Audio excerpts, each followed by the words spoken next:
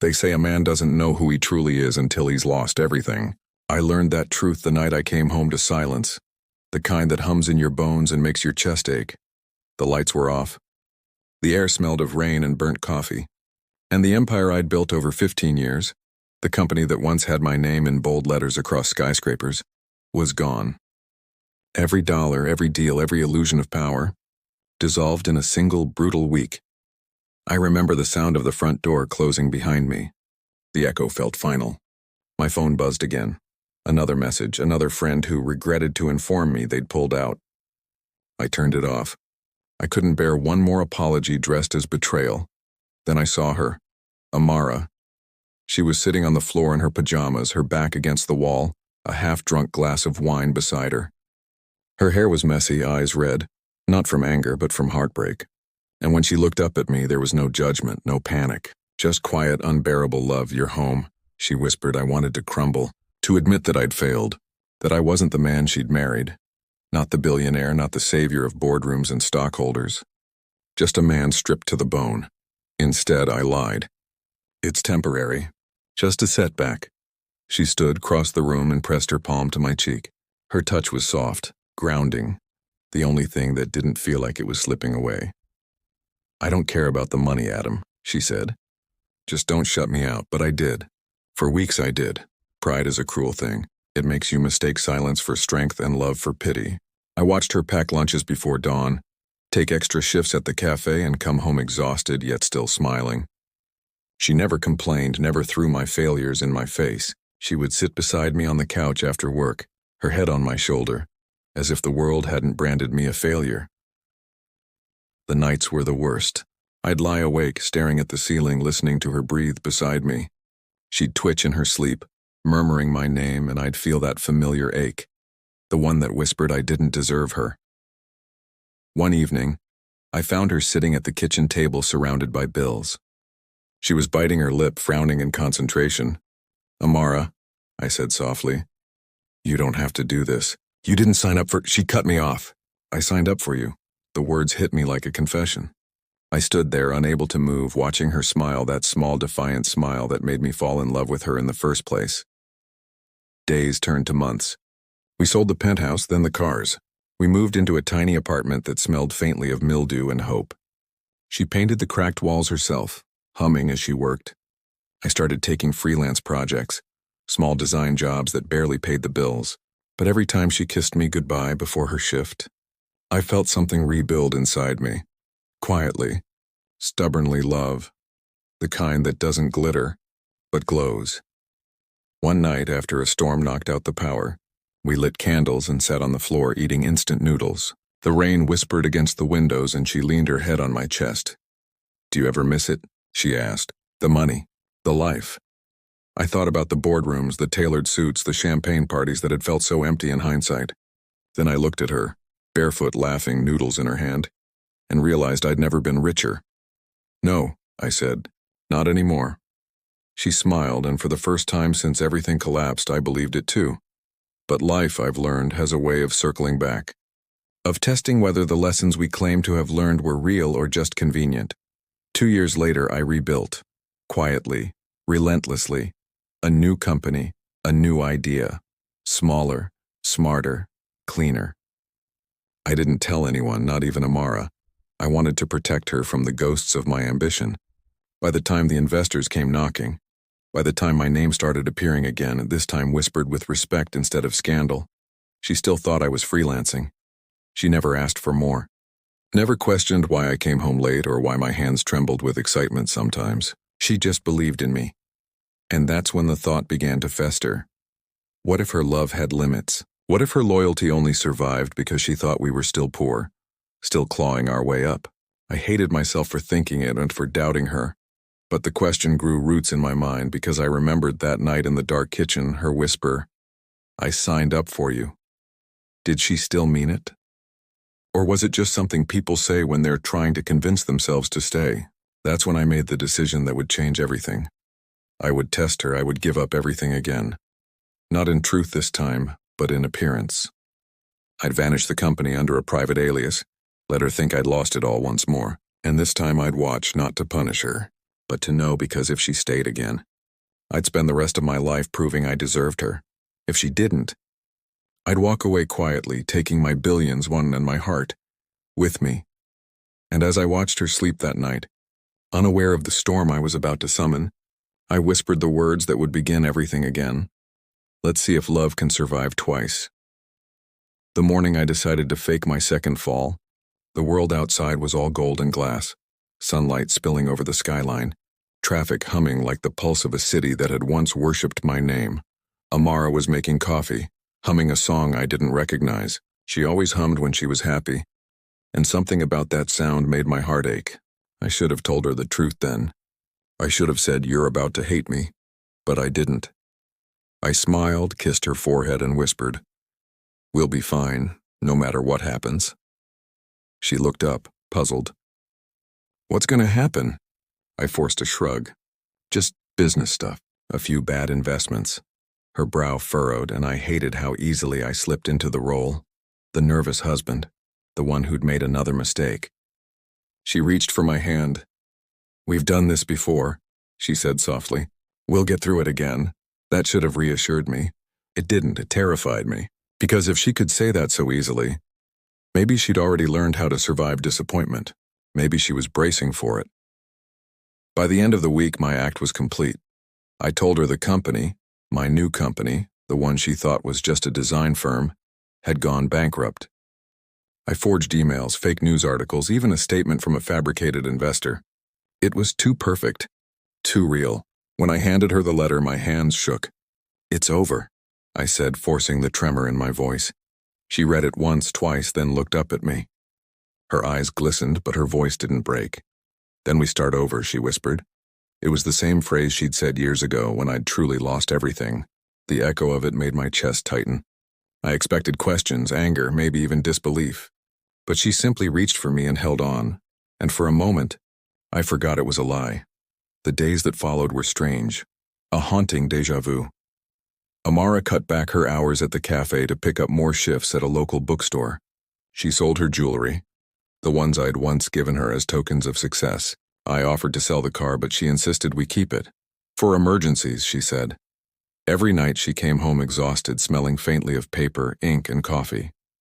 And every night she still kissed me goodnight. But this time I was the liar, the fraud, watching her sacrifice for a man who wasn't truly broken. It twisted something inside me. There were moments I almost confessed, like the night she surprised me with dinner on the balcony. 2 candles, a cheap bottle of wine, and that radiant, unbreakable smile. "I missed this," she said, tucking her legs under her. "Just us, no business calls. No pressure," I tried to smile. "You don't miss the life we had." Her laugh was quiet, like the sound of silk sliding through fingers. "Adam, the life I wanted was never about money. It was about you, and you're still here." Her faith burned me alive. I stared at her, the candlelight painting her skin in gold and shadow, and I couldn't decide if I wanted to kiss her or run. Because in that moment, I realized something cruel. I wasn't testing her anymore. I was testing myself. Could I live with a love this pure? Could I accept that she stayed not because she had to, but because she wanted to? A month into the charade, she found me sitting on the floor surrounded by papers, fake financial statements, debt notices, contracts. I didn't hear her come in until her voice sliced through the quiet. "Adam, are you okay?" I looked up. She stood in the doorway, hair damp from the rain, her eyes full of that same worried tenderness that used to make me feel invincible. "I'm fine," I lied. She knelt beside me, fingertips brushing over the fake documents. "We'll figure it out." "We always do." "Why do you keep saying that?" I snapped. "What if we don't? What if it doesn't work this time?" She blinked, startled by my tone. Then her jaw set. "Then I'll get another job. I'll sell more of my things. I'll do whatever it takes, Adam. I'm not leaving you." Her voice cracked at the end, just slightly, and it undid me. I reached out, cupped her face, and whispered, "You should." Her eyes shimmered, searching mine for the truth I couldn't give her. "Is that what you want?" The silence between us stretched, electric, dangerous. "No," I breathed. "That's the problem." And before I could stop myself, I leaned in. Our lips didn't meet, but the space between them burned. She didn't pull away. Her breath trembled against my skin, warm and uncertain. Then she whispered, Don't push me away again. And just like that, she was gone, retreating to the bedroom, leaving me drowning in guilt and longing. That night I couldn't sleep. I watched her through the half-open door, the way she curled beneath the blanket, the soft rise and fall of her breathing. She'd done it again. She'd chosen me even in the dark, and I, the fool, was still pretending. The next morning I made a decision. The test couldn't last much longer. I needed to see the truth to its end, one way or another. So I pushed harder. I told her we'd have to move again. Smaller apartment, fewer expenses. I told her I'd sold the car. I told her I might need her to quit one of her jobs to take care of me while I figured things out. Each lie was a blade, and I was the one bleeding. But Amara only nodded, kissed my cheek and said, "We'll make it work." And when she smiled, tired but resolute, I knew.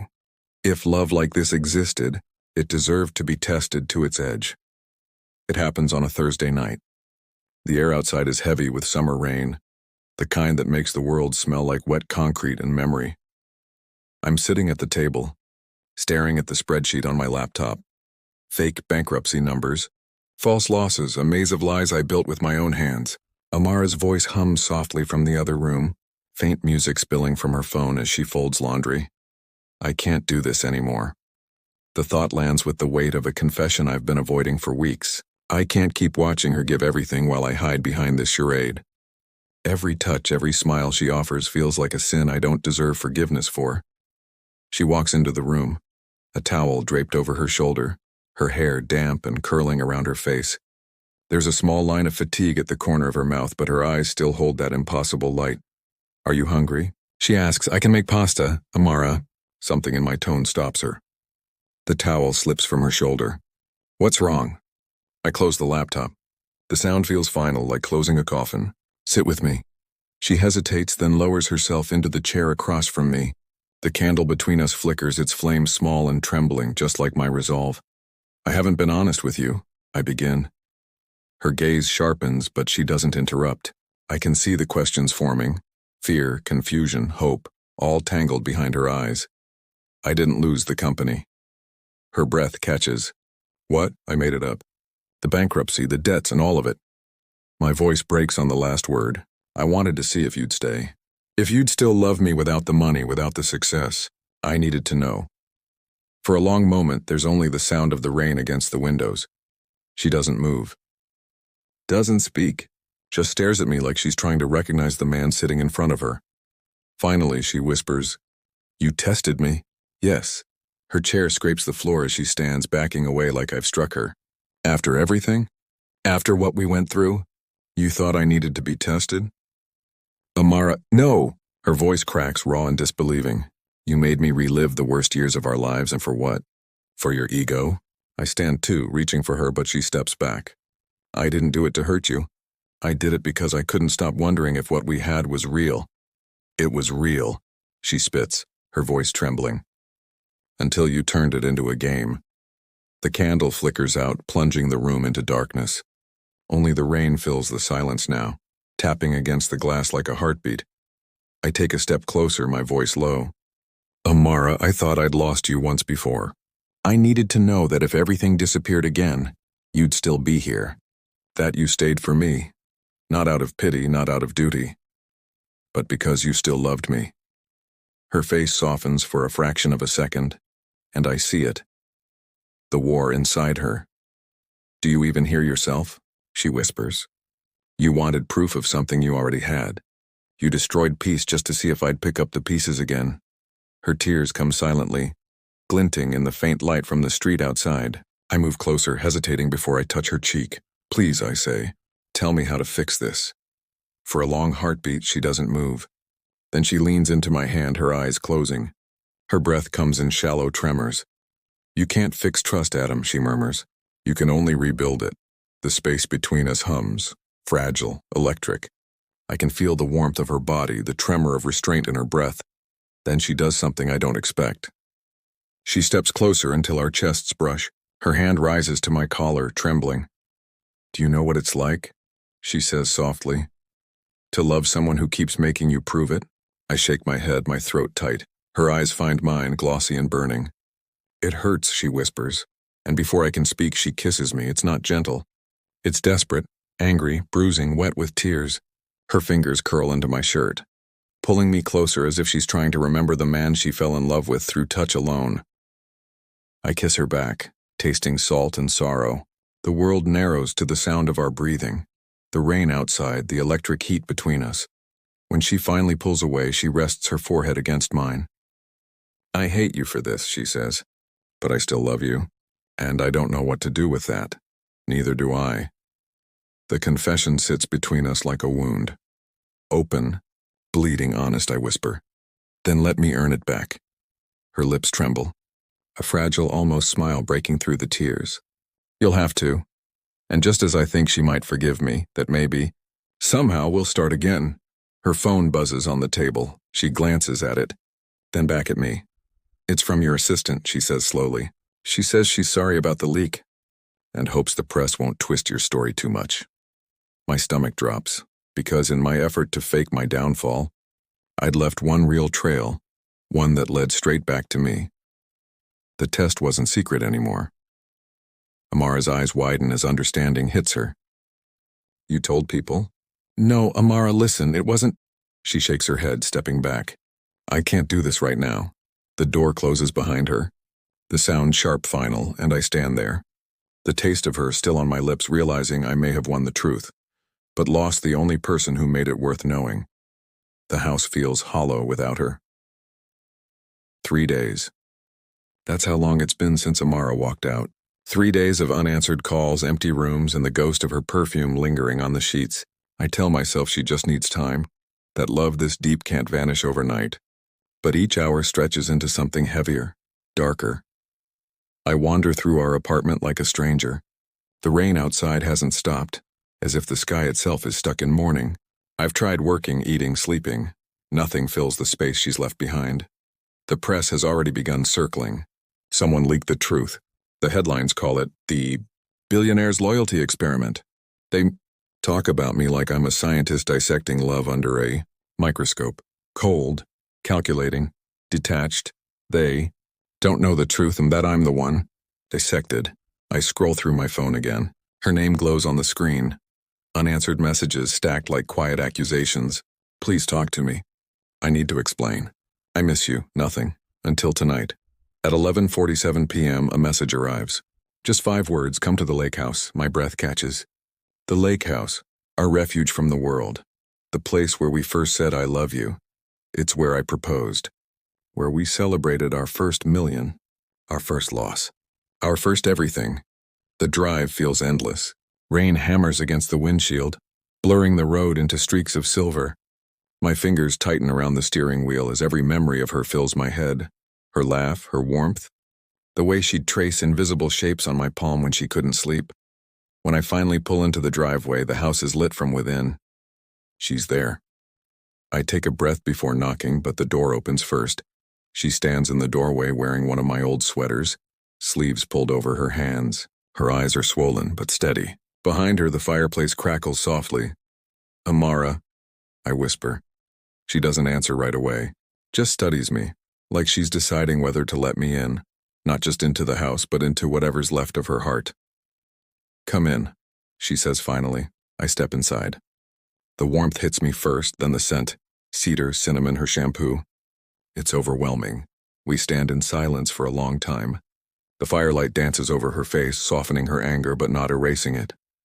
I almost didn't text you, she says at last. I told myself you didn't deserve it. You'd be right. She lets out a small, bitter laugh. You think admitting guilt fixes things? No, but it's a start. She turns toward the fire, her arms crossed. I keep asking myself why you did it, and every answer makes me angrier. I told you, I say quietly. I needed to know if what we had was real. She cuts in sharply. You don't test something real, Adam, you protect it. Her words slice through me. She takes a slow breath, then turns to face me. Do you know what hurt most? It wasn't the lies. It was realizing you never trusted my love. You kept waiting for me to leave. I was scared, I whisper. You could have had anyone, Amara. You could have lived a life without struggle, without me dragging you down again. She steps closer, eyes burning. And you think love is a transaction? That I stay only when it's easy? You still don't get it. Her voice trembles and something in me breaks. I move toward her, stopping inches away. The air between us crackles, familiar, dangerous. I get it now, I say. Because losing you feels worse than losing everything else combined. She closes her eyes, tears slipping down her cheeks. You don't get to say that. My hand lifts, hesitant. Please. She doesn't move as I touch her face. Her skin is warm, trembling beneath my fingers. The firelight flickers in her tears, turning them to molten gold. Amara, I don't want to be the man who tests love anymore. I want to be the man who trusts it. Her lips part, a tiny, shuddering breath escaping. Then in one heartbeat she breaks. Her arms wrap around me, pulling me close. I feel the sob catch in her throat as she buries her face against my chest. I hold her tighter than I ever have, afraid she'll disappear if I let go. We stand like that for a long time, neither speaking. Just the sound of the fire, the storm outside, and the rhythm of her heartbeat against mine. Then she pulls back slightly, eyes searching mine. You hurt me, Adam, deeply. I know, her fingers brush against my jaw, soft, hesitant. And yet I still love you. That's the problem, I lean in, my forehead against hers. It's not a problem, I whisper.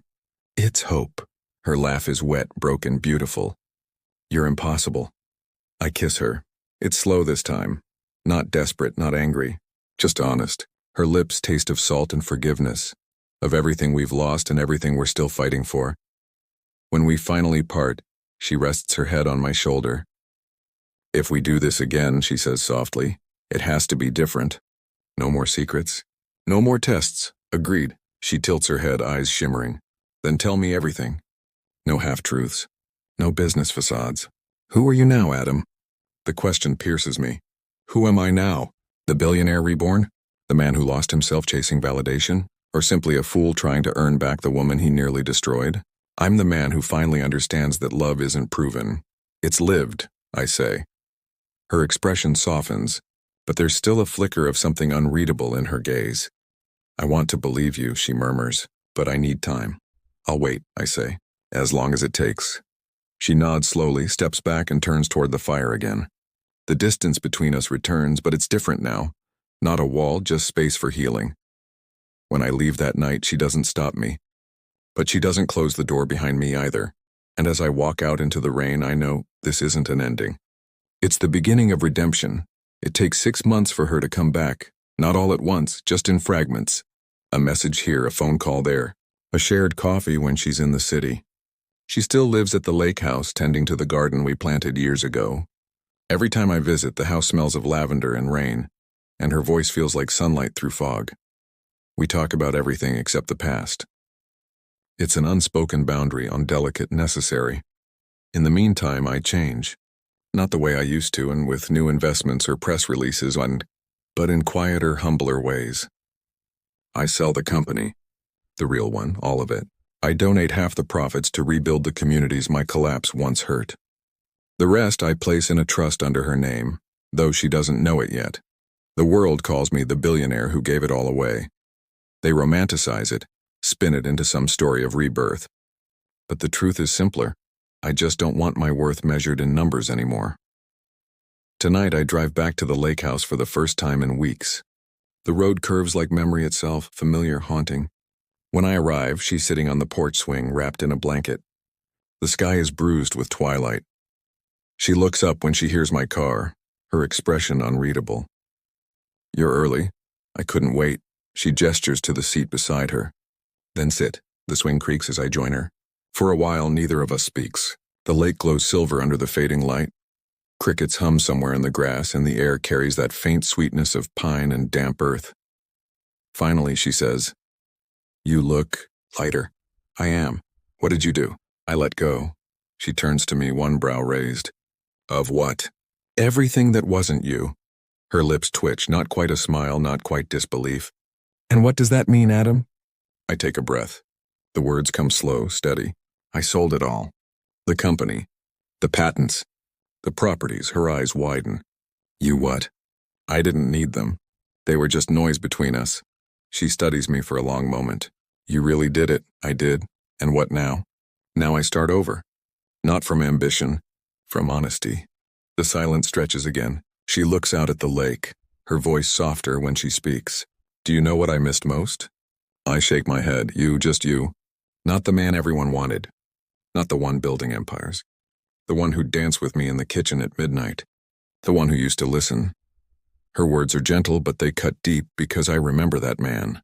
I buried him under ego years ago. I reach for her hand, hesitating. Can I? She lets me. Her fingers are cool, soft, familiar. The smallest touch feels monumental. I'm sorry, I whisper, for everything. For making love feel like a test. Her gaze softens, and this time she doesn't pull away. You broke something, Adam, but maybe it needed to break. Maybe now we can rebuild it right.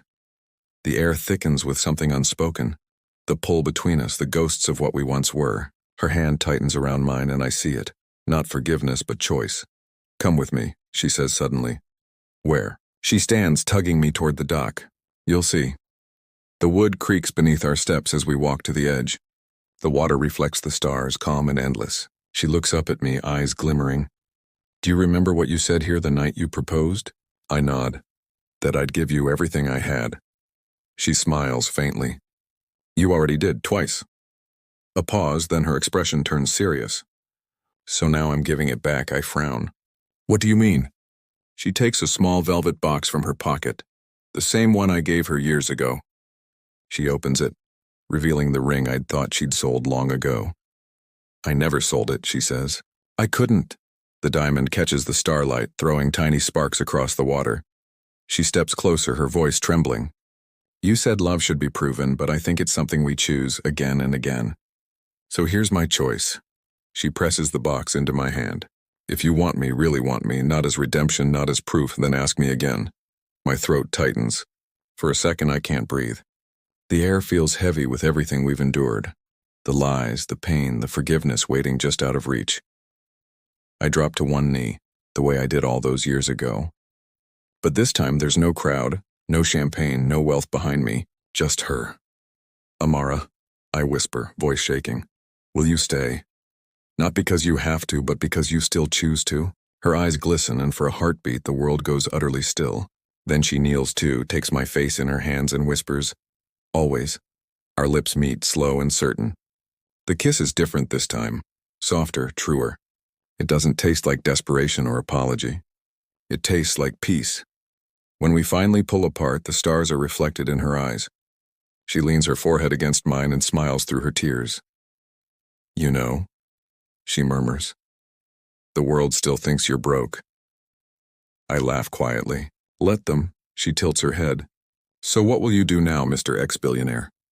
I glance at the lake, then back at her. Whatever makes you smile. Her laugh is soft, breaking through the night like light. And in that sound, I realize something profound. I never needed to test her love. I needed to learn how to deserve it. The world will talk. They'll write headlines, speculate about motives, turn our story into something cinematic and shallow. But the truth, the quiet, unglamorous truth, Gang, is this. A man can rebuild empires, fortunes, reputations, but love, real love, is rebuilt by hand, one fragile piece at a time. And tonight on that dock under a sky that's finally clear, we begin again. For the last time, and the first time.